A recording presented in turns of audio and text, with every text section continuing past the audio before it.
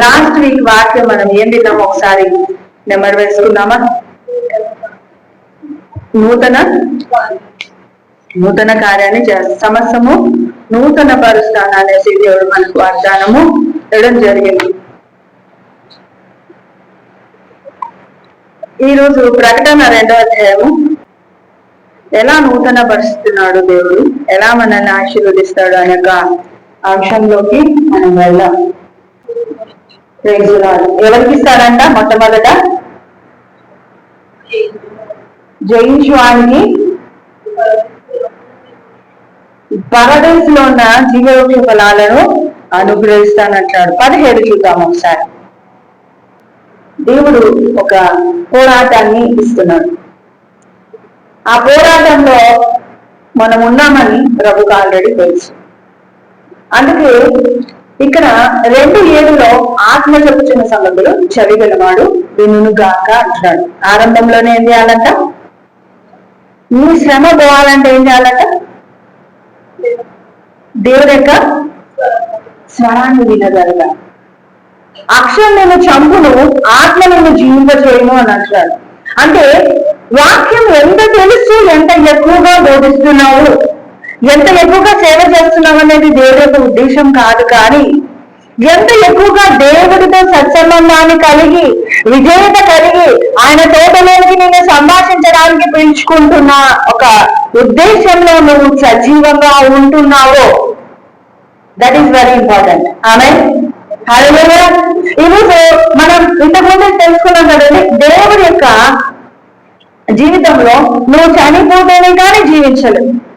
అంటే గెత్సెమనే తోటలో దేవుడు తన యొక్క వేదనను రక్త బిందువులుగా మార్చడం మనకు అక్కడ చూపిస్తున్నారు. ఎందుకు అంత కష్టపడాలి అంటే, మొట్టమొదటి తోటలోనే శాపం ఉంది. ఆ శాప విమోచన ప్రయోజనాన్ని కొరకు నువ్వు చెమటోడ్చి నువ్వు ఆహారాన్ని సంపాదించుకోవాలంటున్నాడు. Praise the Lord. హల్లెలూయా. ఆ చెమటను ఓర్చడము అంటే ఎలా ఓర్చాలి? ఆ చెమట ఓర్చడం అంటే చెమట రక్త బిందువులుగా మార్చబడే వరకు ప్రభు అక్కడ ప్రార్థించినట్టు మనం చూడగలుగుతాము. హల్లెలూయా. మరి కడపటి ఆదాము యొక్క విధేయత ప్రతి ఒక్కరికి విడుదల తీసుకొని వచ్చింది. మొదటి ఆదాము యొక్క అవిధేయత బ్రతకడానికి ప్రయాసపడుతుంది. అయితే ఇక్కడ కూడా సమస్త మానవ కోటి బ్రతకాలని మాత్రమే ఆశపడుతున్నారు. ఏంటి బ్రతకడం అంటే ఏంటి? అసలు బ్రతికితే ఏమొస్తుంది అంటే మన జీవితంలో ఆశీర్వాదాలు అనేకం కావాలి. కారు ఉండాలి, ఇల్లు ఉండాలి, ఉద్యోగం ఉండాలి, వివాహం జరగాలి, పిల్లలు ఉండాలి. అంటే లగ్జరీ థింగ్స్ అన్ని మనకు కనబడిస్తేనే మనం బ్రతుకుతున్నట్టు, ఆశీర్వదించబడినట్టు లోకానుసారం. కానీ దీనిని జయించాలి అంటున్నాడు. అపోనైన సాతాను ఏమంటున్నాడని, నువ్వు ఈ పండు తిన్నప్పుడు దేవుడిలా మారిపోతావు. అంటే ఇంతకుముందు ఉండేదేంటి? ఇంతకుముందు వాళ్ళు దైవత్వంతో సంబంధం కలిగిన వారుగా ఉన్నారు. అంటే లోకానికి చచ్చిన వారుగా ఉన్నారు. లోకానికి దేవుని యొక్క దాసులుగా ఉంటున్నారు, దేవుని యొక్క బిడ్డలుగా ఉంటున్నారు. దేవుని యొక్క మనసునికి నచ్చుకోగలిగిన ఒక బాధ్యత కలిగిన ఆత్మ జీవితాన్ని, శారీరకపరమైన జీవితాన్ని జీవించగలుగుతూ సంతోషించగలుగుతున్న, ఆ ఉల్లాసించగలిగిన ఆ స్థితిలోనికి అపవాది తెచ్చిన ఒక్క జ్ఞానానికి సంబంధించిన మూలం మంచి చెడ్డలను తెలుసుకోగలుగుతాం. మంచి చెడుల వల్ల ఏమైపోయినాడు మనిషి? దైవత్వాన్ని కోల్పోయినాడు. ఏది మంచి ఏది చెడు వివేచించలేని పరిస్థితులకు అయిపోయినాడు. అయితే మళ్ళా నువ్వు మంచి పొందుకోవాలంటే ఏం చేయాలంట? పరిశుద్ధాత్మాభిషేకాన్ని నువ్వు పొందుకోవాలి. నూతన నిబంధన క్రీస్తు యొక్క మనస్సును పోలిన వారుగా నీ మనస్సు నూతన పరుచుకొన్నది అంటున్నాను. Renew your mind. నీ యొక్క మనస్సును ఆయన మనస్సుగా మార్చుకున్నప్పుడు మాత్రమే నువ్వు జీవిస్తావు. అంతవరకు నీ జీవితం ఎలా ఉంటుందంట? మరణంలోనే, మృతమైనట్టునే. జయించడం అంటే ఒక మంచి శారీ కొనుక్కున్నాం అనుకో, డ్రెస్ కొనుక్కున్నాం అనుకో, ఎన్ని రోజులు ఉంటుందండి సంతోషం? మహా అంటే ఒక వారం. ఇలాంటి వేసుకున్న 2 రోజులు, అవునా? ఒక సూపర్ లగ్జరీ కార్ కొన్నామంటే 1 year తర్వాత బర్డన్ అవుతుందండి. ఇల్లు కొన్నామంటే కొన్ని సంవత్సరాలు తర్వాత అప్పుడెప్పుడో కొన్నానండి, దేవుడు కృపండి, ఇంకా మళ్ళీ హ్యాపీనెస్ ఉంది. సో పిల్లలు పుడితే పెళ్లి చేసుకుంటే పిల్లలు పుట్టించుకున్న వాళ్ళందరూ హ్యాపీగా ఉన్నారు. తర్వాత ఎందుకు కన్నానో నేను అంటారు. పెళ్లి చేసుకుంటే పెళ్లి చేసుకోకుండా బాగుందండి. సో మానవునికి ప్రేమకు కాల పరిమితి ఉంది, కానీ దేవుని ప్రేమకు 4 పరిమితులు ఉంది: పొడవు, వెడల్పు, ఎత్తు, లోతు. సో ఈ 4ని మనం అనలైజ్ చేయగలిగితే మరుగైన మన నువ్వు పొందుకోగలుగుతాం. అంటే జయించాలి. దేవుని ప్రేమ ఎంత ఎత్తైనదో, ఎంత వెడల్పైనదో, ఎంత లోతైనదో, ఎంత విశాలమైనదో, ఎంత పొడవైనదో మనకు అర్థం కాకపోతే ఆ ప్రేమను అన్వయించుకోలేదు. అందుకే మీరు మన సెరిగి నడుచుకోవాలి అని అంటున్నాడు. మనిషి ప్రేమ ఏదైనా ఉంటుంది, రేపు ఉండదు. నువ్వెవరో నాకు తెలియదు అన్నట్టు బిహేవ్ చేసే పొజిషన్ మానవ యొక్క ప్రేమలో ఉంటుంది కదండి. నిన్నటి వరకు చాలా అతి ప్రేమ ఉన్న ఒక వ్యక్తి ఒక శత్రువుగా అంటే మారచ్చు. ఎక్కడ ఏం అర్థమవుతుందో తెలియదు, ఎక్కడ ఏం అర్థం కాలేదు, ఎందుకు విరుద్ధమైందో, ఎందుకు శత్రుత్వం వచ్చిందో భార్యాభర్తల మధ్యలో తెలీదు, కోట్లకు వెళ్ళిపోతారు. అర్థమయ్యేసరికి జీవితం అయిపోతుంది. మళ్ళీ సరి చేసుకోలేదు, దాన్ని కూడా అడ్డం వస్తుంది. ఎంతమంది జీవితాలు నాశనం అవుతాయి. ఎంతమంది స్నేహితులు నువ్వు చదువుకున్నావు, చదవడం లేదో నీ స్నేహాన్ని వదులుకొని తర్వాత వాళ్ళ జీవితాలలో కక్షలు పట్టి ఒకరినొకరు చప్పుకునే పొజిషన్ వరకు మార్కుల కోసం వెళ్ళిపోతున్నారు. అంటే ఇదంతా ప్రేమ అంతా అభూత కల్పన. ఒకరోజు ఉంటేనే ఇంకొక రోజు ద్వేషంగా మారిపోతుంది. కానీ దేవుని ప్రేమ శాశ్వతమైనది, అగాధ ప్రేమ అని చెప్తున్నాడు.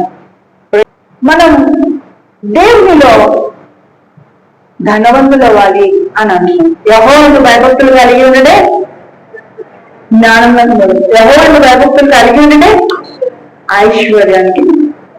నువ్వు ధనవంతుడు కావాలని అనుకోవద్దు. ధనవంతుడు కావాలని అనుకున్న ఆ క్షణమే నీ యొక్క ధనము లెక్కలో చెడిపోతుంది అని అంటున్నాడు. అంటే ధనవంతులు కావడం అనేది టార్గెట్ కాదు, ఐశ్వర్యవంతులుగా అవడం అనేది టార్గెట్.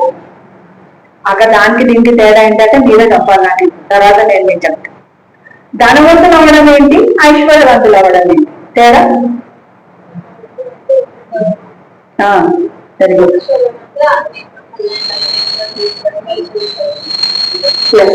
అన్నిట్లో friends, philosophers, guides, Holy Spirit guidelines కదా, మరి వాక్యము, డబ్బు, సమృద్ధి అన్నమాట. సకల ఐశ్వర్యముతో కూడిన ఆశీర్వాదాలన్నీ మనం చూడగలగాలి అనేది కోరుకో. అయితే ఎప్పుడో మనకు అది వస్తుంది అంటే నీ గురించి నువ్వు చింతించినప్పుడు.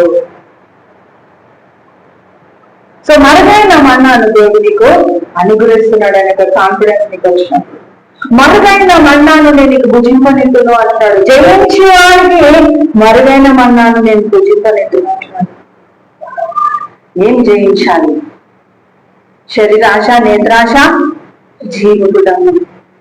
మరి శరీరాశ, నేత్రాశ, జీవపు డమ్మాన్ని నువ్వు జయించకపోతే నువ్వు ఆ మన్నాని అందుకోలేవు. మన్నా అంటే ఏంటండి? నిర్గమకాండం 16వ అధ్యాయంలో ఉంటుంది.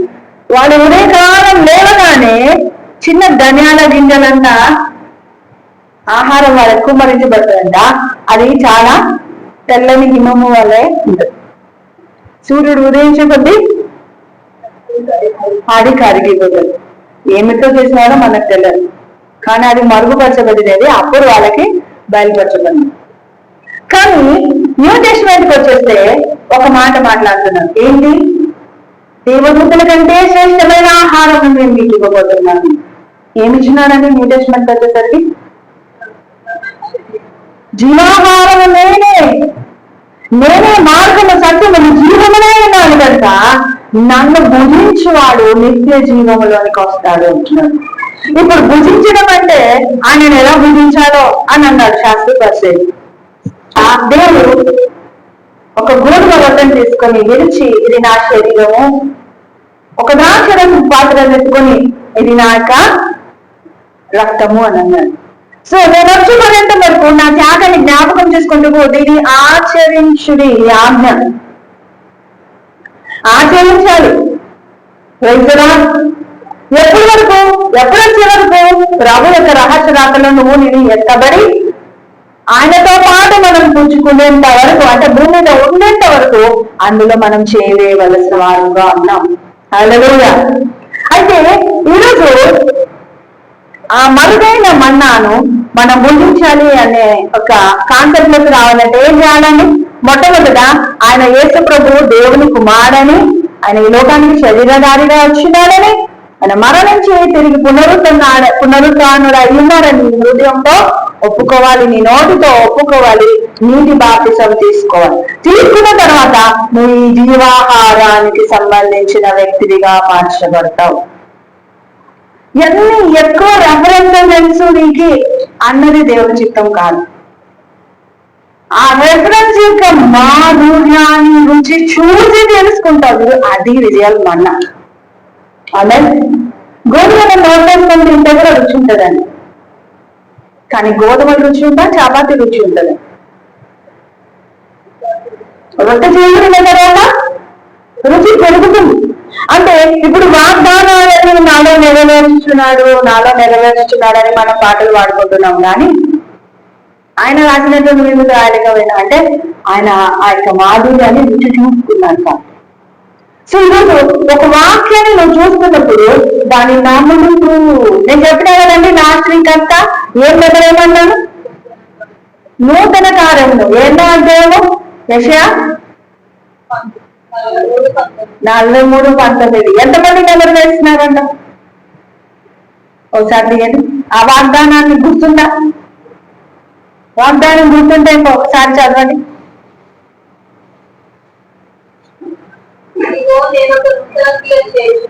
ఇదిగో నేను ఒక నూతన క్రియ చేస్తున్నాను, ఇప్పుడే వలచును, మీరు దానిని ఆలోచించరా? నేను అరణ్యంలో కలుగజేస్తున్నాను, ఎడారిలో నదులను పారవేస్తున్నాను. ఆమె హల్లెలూయా. నేను ఇప్పుడే ఏం చేస్తున్నా? మీరు ఎన్ని రోజులు దాన్ని ధ్యానించినారు? ఎలా దాన్ని ధ్యానించినారు? మీకు దాన్ని బట్టి ఏమైనా రెవల్యూషన్ ఇవ్వబడిందా? ఒకసారి మీకు మీరు నెమరేసుకుంటే, అవునగా లాస్ట్ వీక్ అంతా నేను దాన్ని నెమరేసుకుంటే నాకు ఈ వచనం వచ్చింది, నాకు ఈ జ్ఞానం అనుగ్రహించబడింది, ఈ ధైర్యం వచ్చింది, నా హృదయం నేను చేసుకొని చెప్పగలుగుతున్నాను, I'm blessed through this word of God, through this reference. ఎంతమంది చెప్పగలుగుతున్నారు? But I'm blessed. మొన్న మనం చెప్పుకున్నప్పుడు ఇదిగో నేను ఒక నూతన క్రియ చేస్తున్నాను అక్కడ, నాకు నూతన క్రియ జరిగిపోయింది దేవుని కృపను బట్టి. అనేకమైన డోర్స్ తెరవబడిన ఈ వారం అంతా నేను నిజంగా ఐ రిసీవ్ మెనీ బ్లెస్సింగ్స్. నేను గిన్నీస్ రికార్డ్ దాంట్లో పార్టిసిపేట్ చేసిన ఒక సర్టిఫికేట్ ఈ ఒక వారంలో వచ్చింది, 29వ తారీఖు. దేవునికి మహిమ కలుగునుగా. నా పేరుతో సహా వచ్చిందండి. తెలుసా? Hallelujah. Asha Jyothi, CHS Asha Jyothi participated in music class, హలాల్ మ్యూజిక్ క్లాస్. దాంట్లో నుండి పార్టిసిపేట్ అయ్యి 777 మందిలో తను ఒకటిగా విన్ అయింది. హల్లెలూయా, హల్లెలూయా. అది కృపనే, ఇంకొకటి కాదు కదా. గిన్నెస్ వాళ్ళు ఎక్కాలంటే సైకిల్ నొక్కినారు, తర్వాత తిండి తిన్నారు, తర్వాత అది చేసినారు, ఇది చేసినారు, ఎట్లా చేసినారు బాబా అని అనుకున్నాను. కానీ అనుకోని ద్వారం తెరవబడి నాకు అనుగ్రహించబడి ప్రైజ్లా. హల్లెలూయా. తర్వాత కూడా ఇది ఆశీర్వాదకరమైన ఆనవాళ్ళుగా ఉంటుంది అనేసి నేను ఈరోజు ఇదే రెఫరెన్స్ తో మీ దగ్గరకు వచ్చినాను. మరి అరణ్యంలో అటు ఇటు తిరగడం అంటే ప్రభా సేవ ఇంప్రూవ్ అవ్వాలి, ప్రభా చర్చి కట్టాలి కదా, ప్రభా అనేకల విషయంలో కార్యాలు జరిగించాలి. సో ఎప్పుడైనా దేవుని దగ్గరికి వెళ్ళేటప్పుడు ఇంతకుముందు నేను ఎలా అయిన దాన్ని మొదటి ప్రేమను జ్ఞాపకం చేసుకోమన్నాడు దేవుడు దాన్ని. సో మొదటి ప్రేమ లాస్ట్ వీక్ నేను చెప్తున్నా కదండి, ఏమని చెప్తా? చిన్నపిల్లలాగా God's love is so wonderful అనేదా. ఇప్పుడు మన ప్రభు వాళ్ళ కార్యం జరగకుంటే నన్ను అద్భుతాలు వచ్చి అందేస్తున్నది.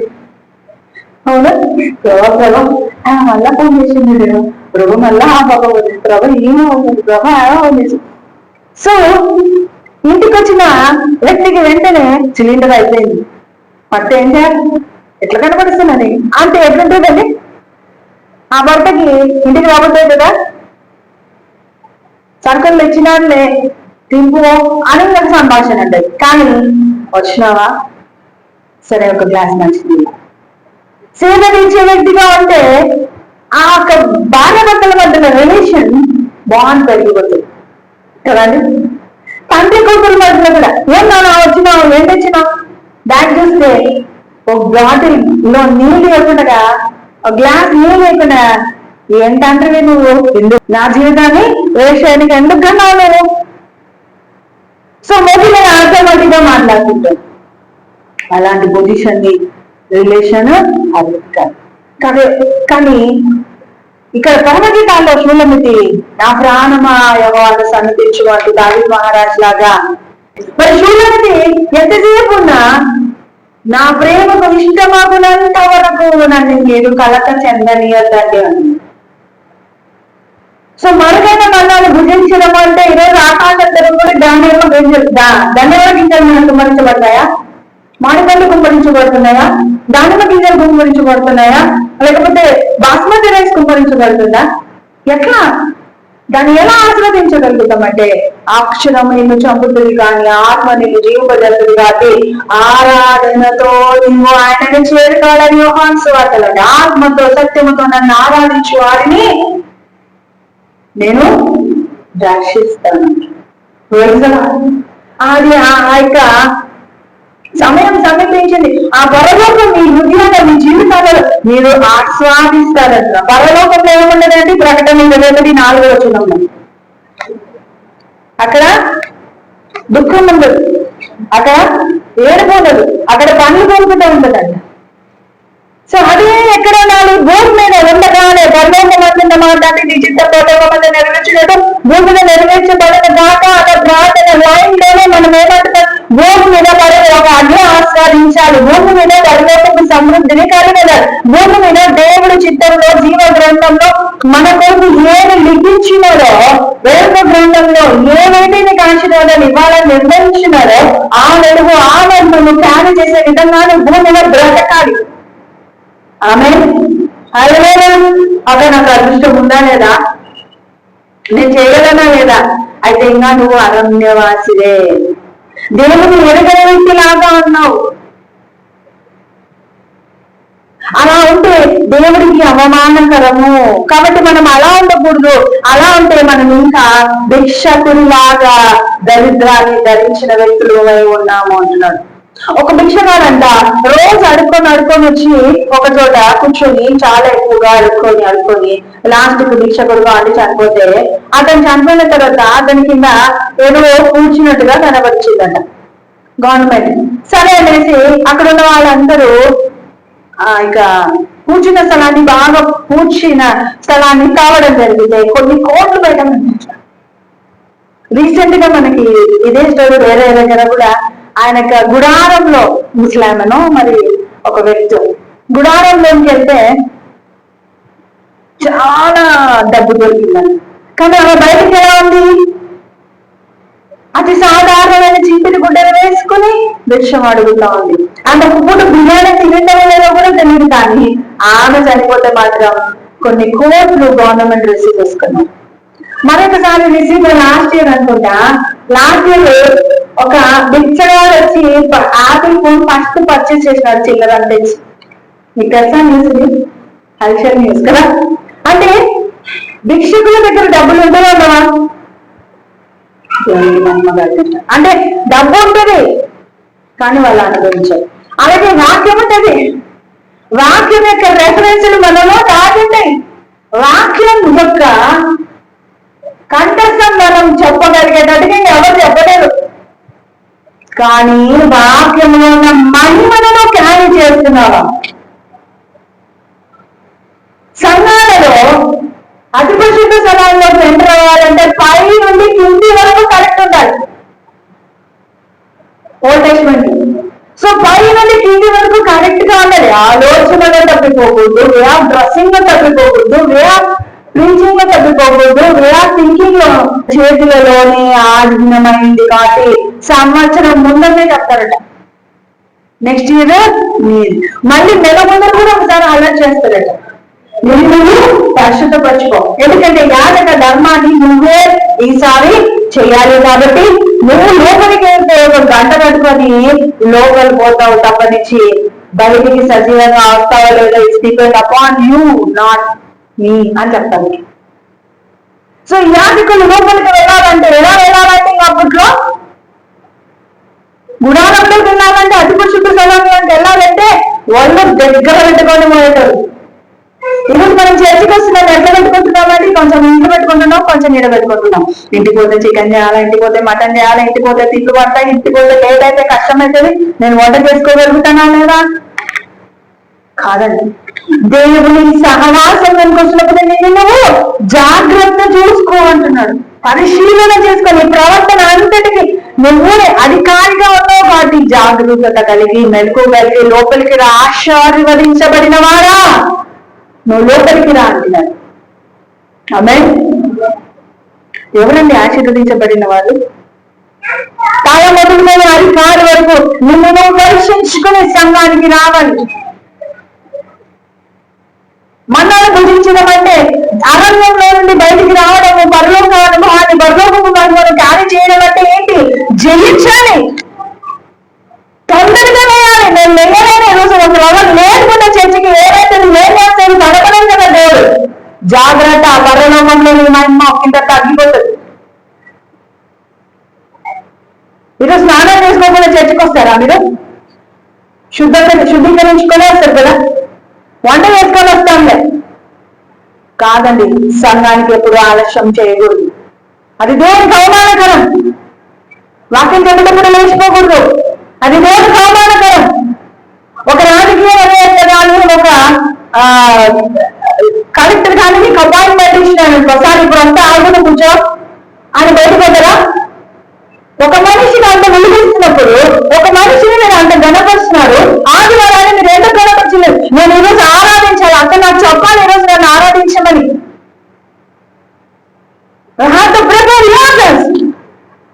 ఒక పాట పాడుతున్నప్పుడు ఎలా పాడుతున్నావు? దేవుని ఎలా గణపరుస్తున్నావు? నిన్ను నువ్వు ఎలా మహిమపరచుకోవడానికి దేవా నన్ను వాడుకుంటావు, నన్ను అలా వాడుకోవడానికి నేను సిద్ధపడి వస్తాను. లైవ్ ఉండాల్సిన అవసరం లేదు. ఈరోజు మనం ఇక్కడ ఆరాధిస్తుంటే దేవుని యొక్క ప్రత్యక్షత మనం ఇక్కడున్న ప్రతి ఒక్కరిని కమ్ముకుంటే వచ్చే వాళ్ళలో సమస్యలని తొట్టివ్వకుండా పడిపోకుండా దాన్ని చూపించుకొని వచ్చిన సాక్ష్యం చెప్పగలుగుతాను. ఏది సాక్ష్యాలు ఎక్కడ ఉన్నాయి మన దగ్గర? ఎందుకంటే వారమైతే మీరు దాన్ని ధ్యానించండి అంటే ధ్యానించకుండా వచ్చినారు కాబట్టి మీరు ఫలం ఎక్కడ ఉంటుంది? రోజు ఒక 10 నిమిషాలు మీకు ఆ వచనాన్ని గుర్తు చేసుకుని ఆ వచనాన్ని బట్టి దేవుడు మిమ్మల్ని ఎంతగా ఆశీర్వదించేవాడు, మీకు ఉపయోగకరంగా ఎంత ఉండేదో మీకు అర్థమయ్యేది. వాగ్దానం నేర్చుకోవడం కాదండి, వాగ్దానాన్ని అనుభవించే వరకు మనం దాన్ని మాట్లాడాలి. నా వాక్యం కొంతమందికి నచ్చకపోవచ్చు, కథలు చెప్తానని అంటారు. నేను చెప్తాను కథలు చెప్తామని అన్నారు చాలా మంది. అఫ్కోర్స్, కానీ మీకు అర్థం కావాలి. ఇప్పుడు ఫర్ ఎగ్జాంపుల్ చూడండి, ఇంట్లో చట్నీ చేయాలంటే ఏదైనా చేయాలమ్మా ఫస్ట్ ఆడేది పర్వాలే మాట్లాడండి, నేనేమన్నా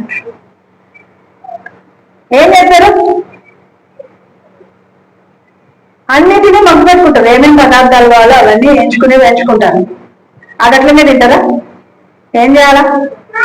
రా పదార్థాలన్నిటినీ మగ్గబెట్టాలి. మగ్గబెట్టిన వాటిని అన్నింటినీ మ్యాష్ చేసుకోవాలి. అవునా? అది ఏ పాత్ర అయినా పర్వాలేదు, చేయితోనైనా పర్వాలేదు, లేకపోతే రోల్లోనైనా మిక్సీలోనైనా పర్వాలేదు, చేసుకోవాల్సింది. లేకుంటే తింటామా? ఎట్లుండేది అట్లా తీసుకొని నోట్లో వేసుకుంటామా? ఒక్కొక్కటి వేసుకొని నీళ్ళు పోసుకుంటామా? ఏం చేసుకోవాలా? సంవేదనము చేసుకొని సమకూర్చిన దాన్ని రుచిగా మార్చుకోవాలి. అలాగే ఒక వాగ్దానం ఇంకొక వాగ్దానంతో ఎట్లా అటాచ్ అయింది? ఒక పారాగ్రాఫ్ రైటింగ్ అందరూ చదువుకున్నది అందరికి ఒక చిన్న లైన్ మీకు ఎంత మిస్టేక్స్ వస్తాయో అలాగే మన జీవితంలో ఈ రోజు నేను ప్రార్థించలేకపోతే ఎంత నష్టపోతున్నాను. ఈరోజు నేను ఆరాధించకపోతే ఏం కోల్పోతున్నాను, ఈరోజు నేను ధ్యానించకపోతే ఏం పొందుకోలేను అనేది విచక్షణని పొందాలి. టైం అయితే ఫోన్ అయింది, ప్రభా నాకు ఏం కాదని జరగరా అని ఎవరో ఒకరిని సతాయిస్తున్నాం కానీ కూర్చొని ప్రభా ఏమో నా లేకుండా నేను వేసినట్టు ఆనందిస్తానని ఆ మోసలాగా అమోస ప్రవక్త లాగా నువ్వు దేవుని ఆరాధించగలుగుతున్నావా? ఎవరైనా ఆరాధిస్తున్నప్పుడు అమ్మ కొంచెం బయటికి రాని తెలిసి అయ్యో నేను దేవుని దగ్గర పెట్టి బయటకు పోతున్నానే, అయ్యో ఇప్పుడు నా తల్లిదండ్రులకు లోపడమన్నారు కాబట్టి వెళ్లాల్సిందేలే అని వెళ్ళిపోతూ బాధపడుతూ పరిస్థితులు అన్నింటిలో డిస్టర్బ్ అవుతున్నావా? ఏంటి నీ పొజిషన్? అయితే ఒక మాట చెప్తున్నాను చూడండి, తల్లిదండ్రుల కంటే ముందు దేవుడే. కాబట్టి ప్రార్థన సమయం వాళ్ళకి చెప్పేసేయండి ఆల్రెడీ, దేవుడితో నేను కూర్చుంటున్నాను, నాకు దేవుడికి సమయాన్ని ఇవ్వాలనుకుంటా అని కొంతమంది పొద్దున్నప్పుడు ఇంట్లోనే కూర్చొని ప్రార్థన అని పని తప్పించుకోవద్దండి. అలాంటి వాళ్ళు పిలిచిన వెంటనే బయటకు పోవాలి. అలాంటి వారు కొన్ని సమయాలలో కొన్ని పనులు చేయాలి. కానీ ఒకటే దినంలో ఒక గంటన ఒక అర్ధగంటన నువ్వు టైం స్పెండ్ చేసేటప్పుడు మాత్రం నువ్వు ప్రభువుకు తప్ప ఎవరికి ఇవ్వద్దు ఆ టైం.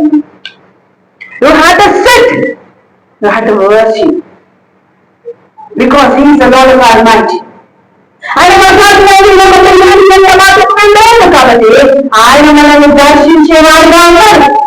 ఎప్పుడు నువ్వు మరికొంత మళ్ళీ ఆనందిస్తావంటే అది పరిశుద్ధ స్థలంలోకి వెళ్ళినప్పుడు మాత్రమే అనేది నీకు తెలిసినప్పుడు మాత్రమే ఆయన యొక్క మహిమను నువ్వు క్యారీ చేసుకుని బయటికి రాగలుగుతాం.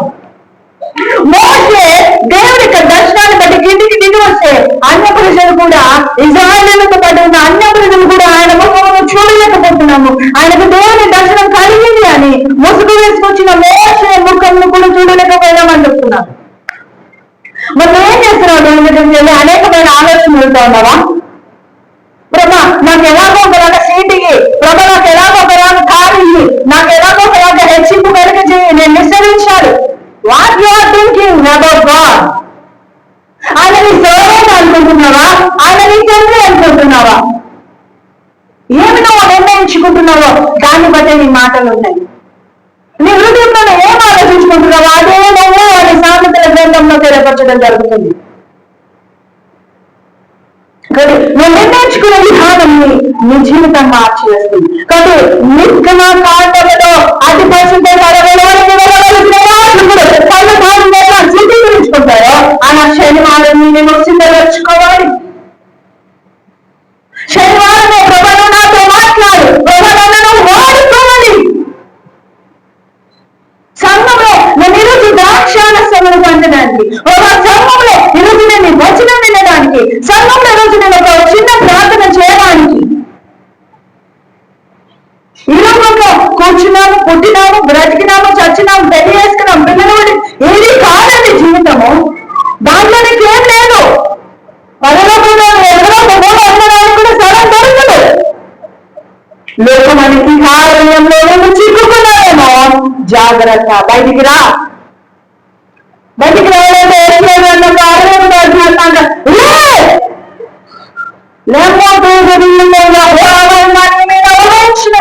నీకు నువ్వు ఇవ్వాల్సిందే, నీకు నువ్వు తమ్ముడు పిలుపుకోవాల్సిందే. ఆమె నేను చేత కాకుండా ఎవరితో ఉండాల్సిందే.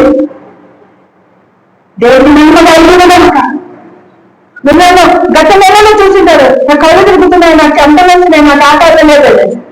అదేంటి తెలిసిన నా మీద కూడా ప్రయోగం జరిగించింది.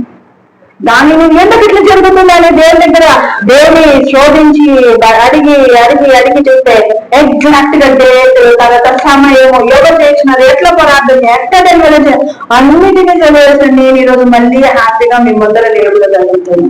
ఆమె అవమానము ఘనతగా మార్చి ఇబ్బందులను ఆశీర్వాదకరంగా మార్చే తండ్రిగా ఉంటున్నాడు.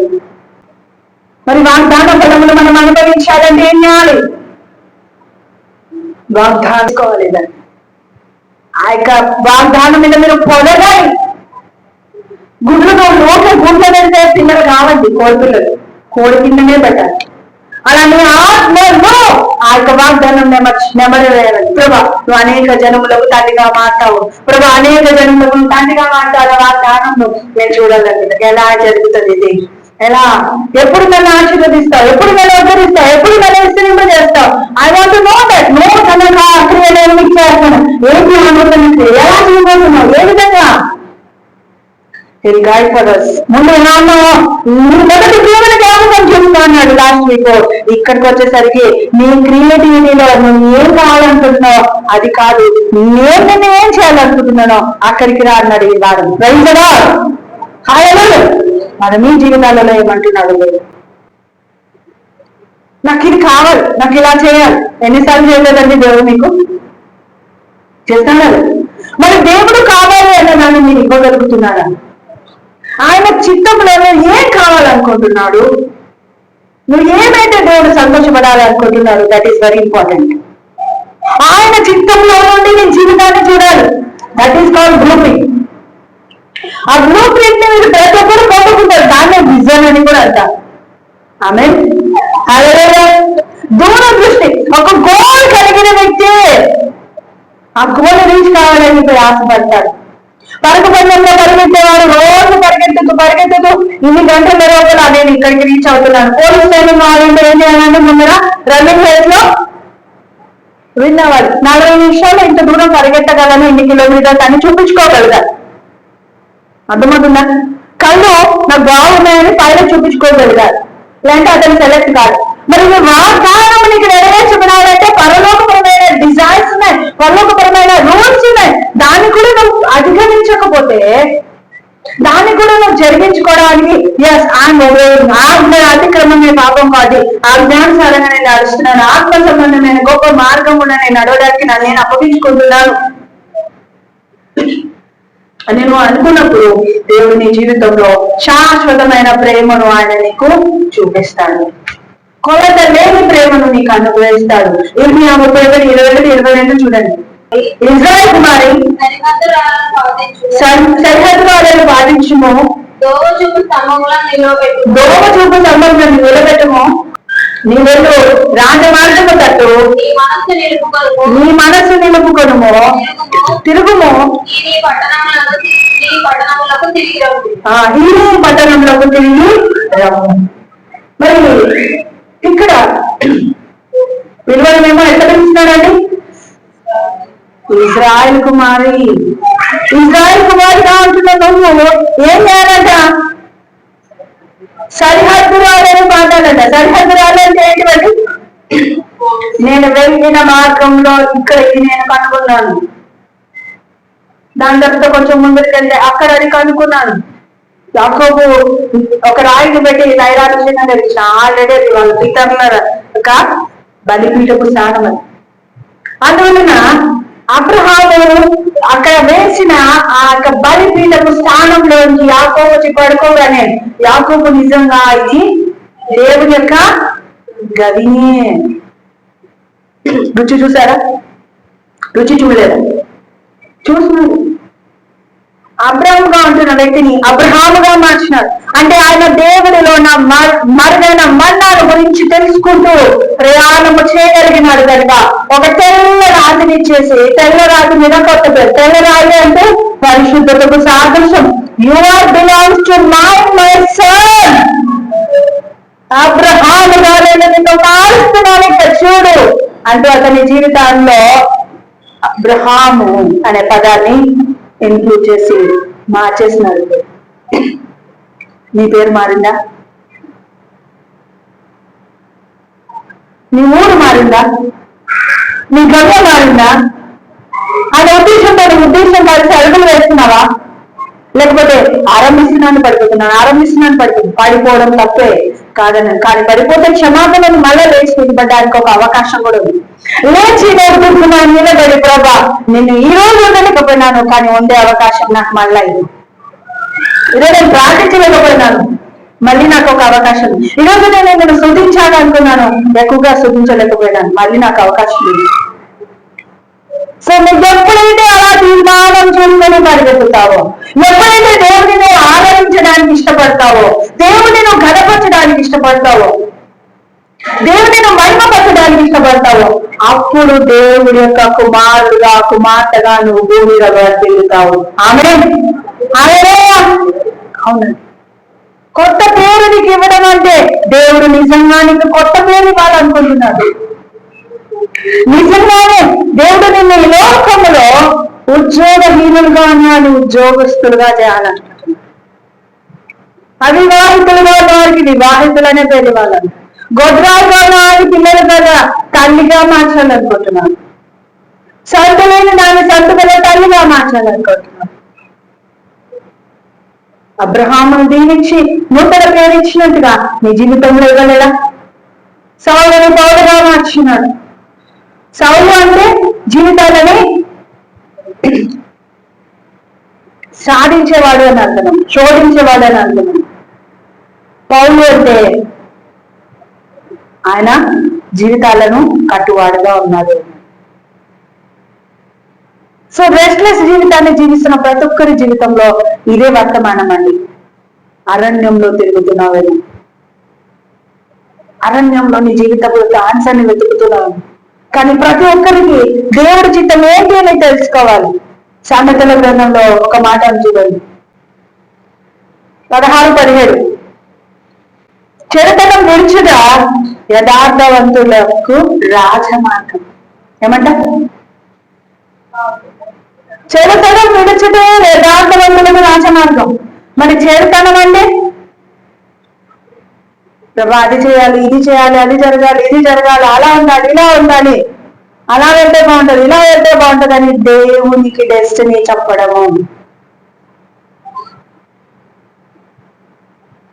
అంటే ఈరోజు నుండి మాటని తీసేసి ఉత్తరం ఇస్తానంది కదక్క, అక్క దేవుని నన్ను అడుగు నేను నీకు ఇస్తానన్నది కదక్క అంటే దేవుని దగ్గర నువ్వు ఏం అడగాలి? మధ్య 6:32 మొదట నా నీతిని నా రాజ్యాన్ని వెళ్ళకండి, అప్పుడు అవన్నీ ఎన్ని ఇవ్వబడుతుందంటే. సో మొదట ఆయన ప్రేమను వెతకండి, ఆయన ఔన్నత్యాన్ని వెతకండి, ఆయన చిత్తాన్ని వెతకండి. ఇదే విధి, అదే నీకు ఒక సంతృప్తిని కలిగేసేది.